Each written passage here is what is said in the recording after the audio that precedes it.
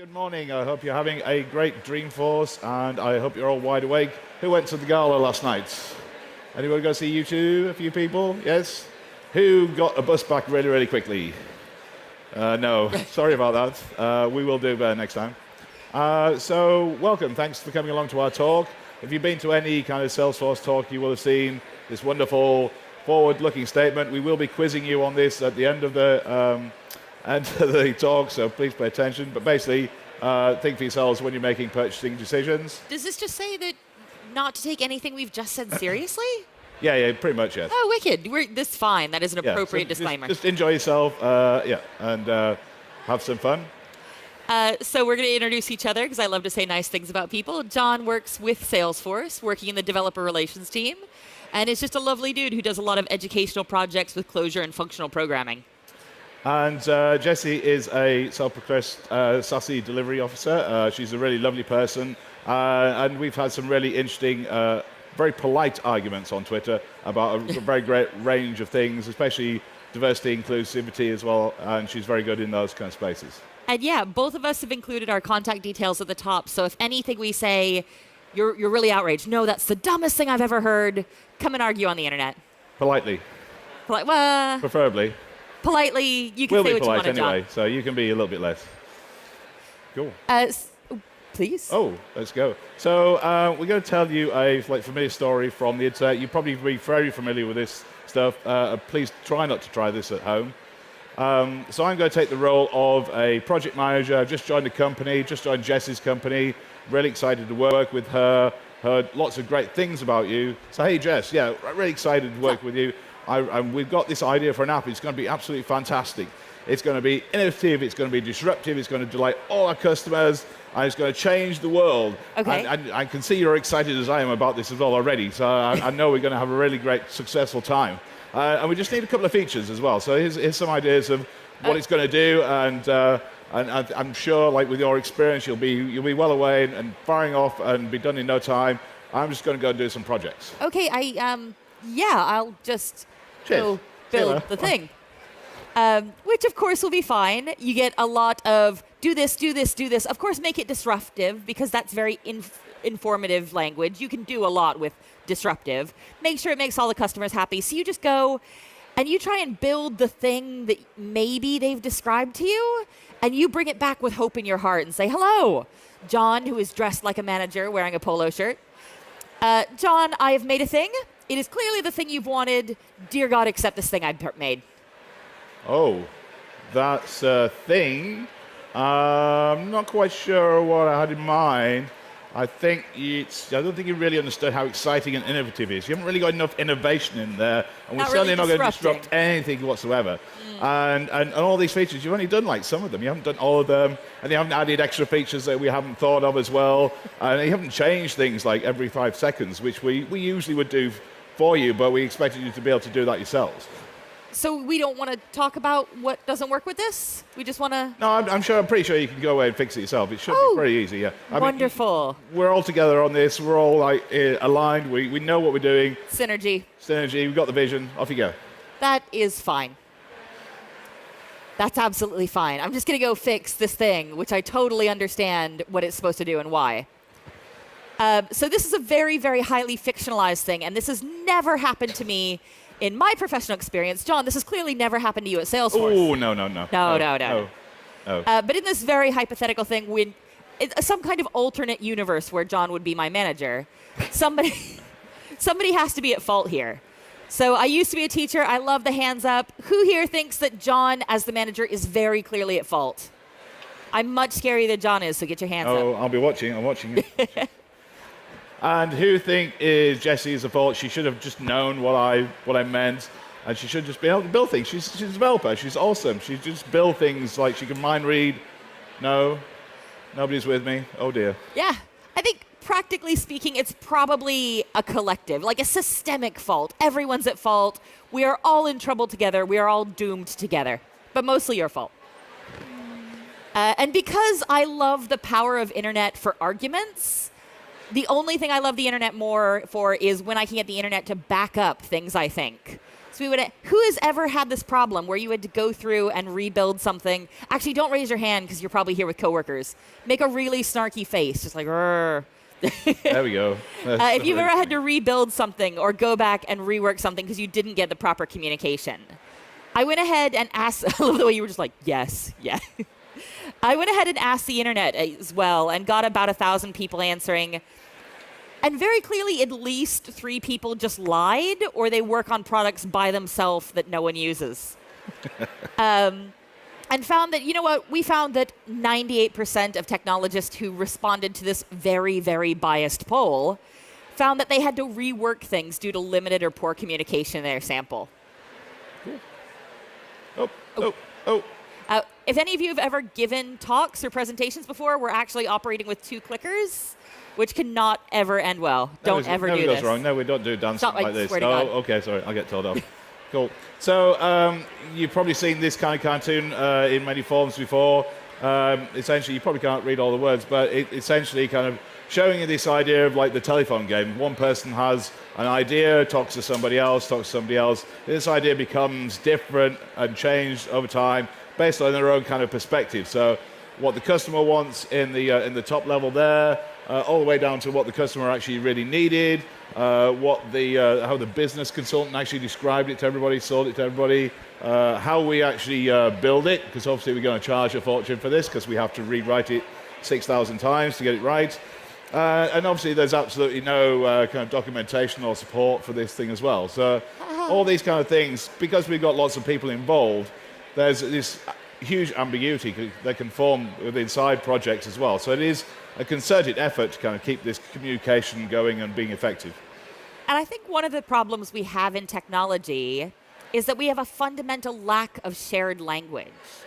So I really, really love the software craftsmanship movement. And I love it because I love craftsmanship. I love the idea of building physical things. And has anybody ever heard that you're supposed to measure twice and cut once before you start a project that involves any kind of carpentry? It would be amazing if we could get to a space in technology and get to a space on software projects where we're doing that. But oftentimes, we're not even using the same kinds of standardized measurements.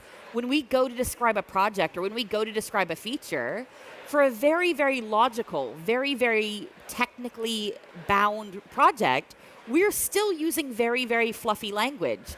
Oh, do you know what? I want this to have, a little bit more pop. I want to really be able to interact with this thing. That doesn't mean anything. And it's really difficult because we're using incredibly precise tools and we're stuck using communication patterns that lack the same kinds of precision. Very true. Very true. If you don't pay attention to any other part of this talk, this is the part of the talk I feel most strongly about. If you disagree with me, I will absolutely fight you politely on the internet. Like looking into the crowd, I don't think I'm going to actually fight any of you. I strongly and very firmly believe that communication is the most important part of your development process. You can have the best tooling. You can have the best talent. If you're not able to go out and speak meaningfully to your users, speak meaningfully to your shareholders, and on some level speak meaningfully to the folks who hopefully are going to keep giving you money, you're not going to be able to build anything that has any real value. And so communication is really important, but it's more than just talking. You've actually, when you have an idea, when you have a thought in your mind, you actually have to convey that to other people. So what you're actually doing when you're communicating is bringing them along on the journey that you've already taken. So in your mind, you have an idea about what something is. You go there already, and you've taken this really complex journey in your mind very, very quickly. But to actually describe that to somebody else can take time and can take other forms as well. It might not just be verbal communication. You might need to draw things. You might need to discuss things as a group and ideation of things as well. It takes time for other people to follow the same journey that you've already taken very quickly. So why is communication so challenging? I think this is why are humans so difficult? Yes. Humans difficult? No. They don't scale well. We never have any problems as humans. Surely not. And so in the early days, things were a lot simpler. We'd see a tiger, we'd run away, because obviously we don't want to get eaten by the tiger. We'd see some food, we'd eat it. We'd see a mate, and Done. let's not go. You get the idea. We're not good. We don't need to go any further. Life was simple. Life was wonderful. And then we jumped into software development, and it became a lot more complex.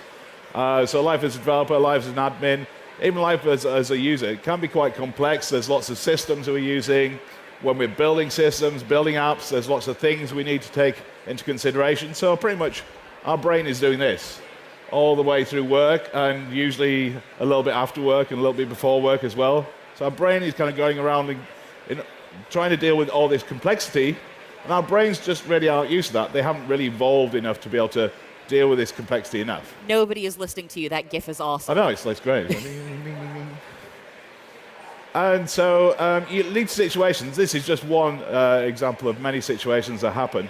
And if you've seen Star Trek at all, you get into this game, what I call the Scotty Deceptive. So you've got Captain Kirk, like, it's a crisis. He needs something fixed. Scotty, when are you going to fix this? When are you going to fix the drive? I said, it's going to take 10 hours. So, Scotty, you've got to do it in 2. Okay, Captain, I'll try my best. And then 2 hours comes up, and he fixes the thing, and everybody's saved, and everybody's happy. But this kind of estimation game happens every day in the work that we do as well. And when you have to start playing games to double and triple how long something's going to take just to get people off your back so you can actually get things done, it can lead to a lot of confusion. It's breaking down the communication between different areas of the business. And it's very hard for you to actually be open and honest about how long something's going to take. Because if a project manager is assuming that everything's going to be, going to say everything is twice as long, then they're just going to half it all the time anyway. And developers are often far too optimistic about how long something's going to take as well. So it does take a little bit of effort to actually really understand what's actually going to, what the effort is involved in actually building something. And the only way you really know how long something is going to take is if you built it already. But if you built it already, you're not going to build it again. So it's going to be, everything you build is something new you're doing. So you never quite know exactly how long it's going to take.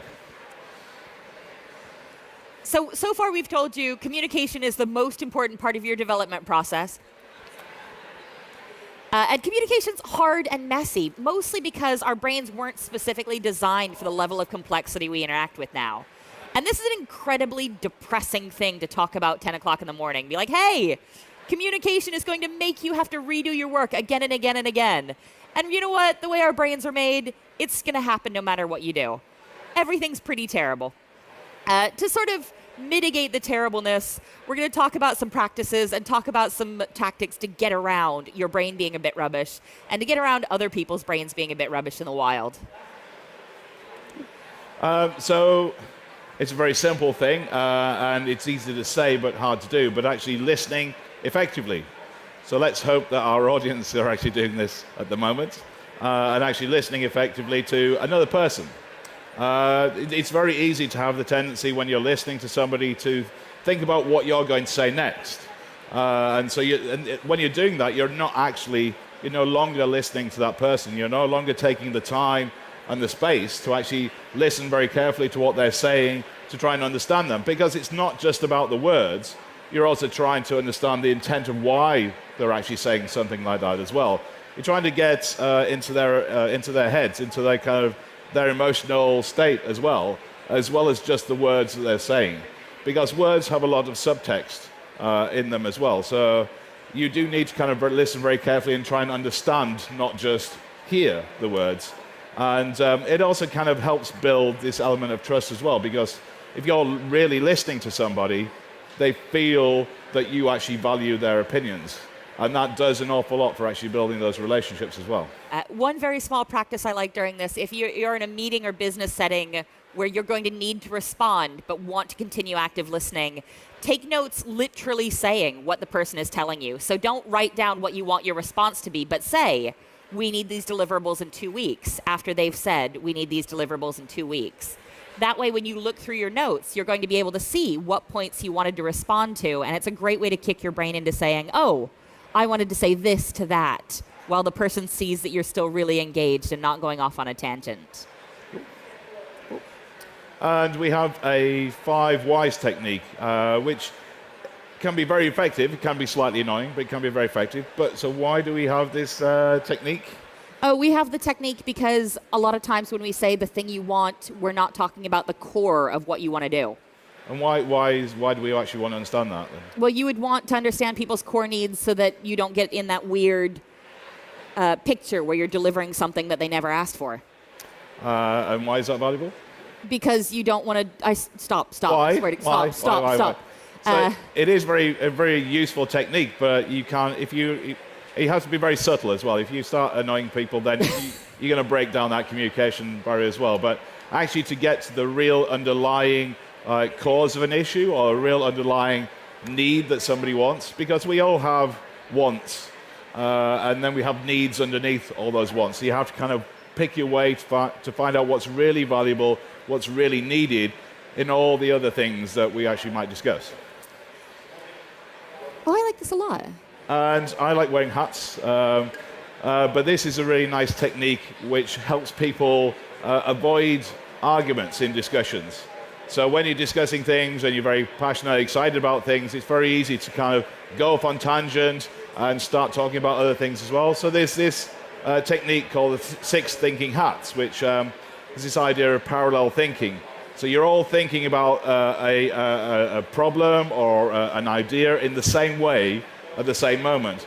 So initially you might be thinking with a green hat and thinking very creatively about this idea. Okay, what are all the possible things that we could actually do? And you're not really caring about whether these things are possible or dangerous or whether people actually want them or not. You're just being really creative, getting those ideas out there. And it's a very productive way to kind of elicit lots of information. And then you then switch over to another hat, say the black hat, and you think, well, what are all the things we have to be aware of? What are the security implications? What are the kind of risks of building something? We're building something for minors, then there's a whole bunch of issues we have to deal with for building out for children. If we're building things that are on the web, then there's a whole range of security things as well. And it allows people to be much more productive and make meetings often a lot more shorter than they would do as well. And this is something I'm really passionate about. I really love the idea of collaborative conflict. Anytime you get more than one person on a project or more than one person in the same space, you're going to have conflict. That's just the way we work. I'm really interested in the idea that you can use conflict in your projects and in your workflows very constructively. And to do this, you need a few things. You need to have people who are involved in the conflict who have relatively the same access to power within a structure. And they need to be fairly sure that they're not going to be punished. So they need to feel like they're in a risk-free environment, or low risk. And the thing I really love to do is set up individuals as advocates for different viewpoints. If you're in a company that has an open source project and a closed source project as part of the same team, go ahead and set up somebody to be the advocate for the open source product. Say, do you know what? You're an open source true believer. You're all about what we want to do for the community. Part of your job here is you're going to advocate. So when we talk about roadmap, when we talk about what we're going to do with resources, you are the person who's standing in the corner of the open source project needs. And on the other side, say, hey, do you know what? You're really interested in making sure that we have a healthy balance sheet. You're really interested in making sure our paid customers are taken care of. You're going to be the person who's really advocating for the closed source side. So you're able to set up 2 individuals within a company and let them have productive conflict that drives the development of both products forward. It's a really, really interesting way that sounds wonderful on paper, but you've got to be really, really careful to keep things low risk with conflict. It's very, very easy to say, well, I think this, and you think that, and you're a terrible person and I hate you. But keeping things and keeping the conflict around advocacy very, very professional and very, very neutral is one of the biggest challenges around this. And all of these communication techniques are amazing. All of them are absolutely great when you are in a healthy environment where you feel like your voices are going to be heard. If you're in an environment where you feel that you're going to be punished for mistakes, you're not going to be in a space where you're able to experiment with communication. If you're in a place where your voice isn't being valued, you're not going to be able to ask for clarification and more information. And it's not just the space, it's actually individuals as well. We all have emotions and we all have like periods where we're really engaged and really able to focus on tasks And then there's some issues that might happen. We might have some like personal things, events that are happening in our lives, and they put us in this difficult space. So while we're not actually a difficult person all the time, we might have periods when we're not able to communicate. We're not in a space where we're open to that kind of discussion. And it can be quite difficult to deal with people in this situation, but it does take a little bit of time and patience. And first of all, you actually need to recognize that somebody's in this kind of space, and then try and find some connection to them. Try and bring them back into the space where they're more comfortable to kind of discuss things, where their emotions are more balanced, they're more in check, and start to inquire what's actually the underlying cause of things, because what they may be saying might not be the actual real issue. There might be some other underlying problems, and you want to try and help them at least get into a position where, even if it's not you, they're able to go off and kind of get back into a space where they're able to engage and collaborate again. So almost all the things we've been talking about with communication so far have been external. How to get other people to talk to you, how to get a group of people to work collaboratively, how to work with difficult people. But sometimes the problem isn't external. Your brain is amazing. Your brain is everything that you encounter about the world. All of your feelings, brain chemicals. All the data you're picking up, everything's just getting filtered through your brain. Your brain is absolutely fantastic, but also pretty terrible. A lot of times your problems with communication aren't problems externally. A lot of times the problems are with data collection and interpretation. So you're often starting from conclusions that have no basis in fact, and you get really, really dedicated to those conclusions. Our brains filter out an awful lot of things. We make a huge amount of assumptions just to be able to survive this world. This world is pretty crazy, it's exciting. There's lots of things going on, even outside of Dreamforce, but Dreamforce is crazy enough as it is. And so it's very easy. If you're a designer, you're building this awesome new user experience, you might work for a meetup type company and build this wonderful thing, but then you realize that actually nobody actually likes using it. It may look beautiful, it may look wonderful, but that's your own personal vision. You haven't been able to kind of share it with other people. Yes. And then companies get excited, we need these features. I worked in a company where they were doing 40 or 50 projects a year, and hardly any of them were actually really wanted by the business, but they were all motivated to build all these wonderful things, but nobody actually really wanted them because, again, they had all these biases about that's what they perceived people needed to do without actually discussing the things. But it's very easy for us to fall into this pattern. We make assumptions, we make choices, and our system one brain, our kind of basic brain that we were born with, our kind of caveman brain, is the one that makes all these really fast, snap decisions about things. And it's our intellectual brain, our brain that reasons about things. That's very lazy. You actually have to encourage that brain to actually get involved in things. So we do make all these kind of assumptions very, very easily. And it's not just confirmation bias as well. There's over 180 kind of recognized confirmation biases as well. So we get when we address a topic, we kind of anchor on the first thing that we discuss, the first thing that we understand, and that shapes the entire way we look at that topic. Or we believe that we understand things in the same way we always have done. There's a lot of hindsight bias there as well. So there's a really kind of detailed kind of description of all these different biases that affect the way that we're thinking every time we're awake, really. I often like to talk about cognitive biases in terms of frameworks.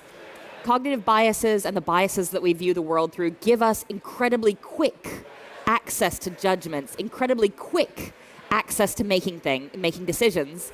But a lot of times it can be really buggy. Frameworks are great for getting things done right, but a lot of times they throw a lot of extra errors into our mix. Yeah, so it's useful to kind of be aware of some of these things, but you could probably spend your all day thinking about whether something's being driven by one bias or another and not actually get anything done. So you do have to kind of have some balance about, well, okay, am I understanding stuff? Is this just my view? And actually having communication with other people helps mitigate some of these biases as well, because you might, as a group, have these biases as well, but it's less likely to. You're actually, the more you spread your communication around, the more input you get, and it kind of counteracts a lot of the biased decisions you make. We're going to move on before we start talking about group intelligence, because then we'll just stay here till 12, and y'all don't want that. We got a developer keynote to go to. Yes. Cool. Tools for communication. Yeah, so I want to talk to you about what kind of tools you're using in your workflow. Who here is using Slack? Wait, who's still using IRC? See, I told you nobody would use it. I told you. No. Who here is using like Trello okay. Who's using Chatter? That is absolutely amazing. I absolutely don't care what kind of tool you use. As long as it's Chatter. Oops, is that me? Oh. As long as it's Chatter. At the end of the day, what kind of tool you're using does not matter, apparently, except for Chatter, which is the tool you should be using. Awesome. What kind of tool has nothing to do with how you're communicating. As long as your team has equal access to the tooling and an equal level of will to engage with the communication tooling, that is the right communication tool with you. It can have an ugly UI, it can be weird, it can be old-fashioned. You can use IRC. I still think it's quite cool. It, at the end of the day, does not matter what kind of tooling you have, as long as everybody's willing to use it and everybody has equal access to it. And so all these things really are part of what you hope to define as the company culture. You should get everybody involved in these things. Everybody should have not just exposure to what the company culture is, but they should be shaping and changing and evolving that culture every day. It's for everybody to actually be involved in the culture of collaboration and the culture and the way your company works, and continually looking for ways to improve that culture as well. And Salesforce we have our Ohana culture, and we actually spend time sharing that culture as well. So we actually have a trail on Trailhead that actually explains our culture as well. We openly invite people to look at the way we do things and suggest improvements to try it themselves and see how it works for you as well. And underpinning all this culture and everything that we've really talked about is this idea of trust. And trust is quite important to us at Salesforce as well. So without trust, none of this would actually work. If you don't trust anybody, if I didn't trust Jessie, I wouldn't be presenting with her. If you didn't trust somebody, you're a lot less likely to listen to them and discuss things and engage with them. And it's very important to kind of establish even just a basic amount of trust between the people you're working with. So Jessie, shall we do the trust game? I can be yours. Oh, no. Yeah, no. No. That's never We'll do that later on, just to make sure. Well, this is quite comfy. It's quite good. Maybe with the bear later on. Thank you all so much for listening. At the end of this, if you didn't take anything else away from it, communication is the most important part of your development process. Do a better job at that, and you're going to have way more time to slack off and play Civ 6 when it comes out. I mean, to do valuable work for your employer. Work. Yes. And not spend all week in Dreamforce. Well, which is a really good, valuable thing as well, because you'll be communicating while you're at Dreamforce and meeting lots of new people and learning new things as well. So thank you very much for listening. Thank you so much.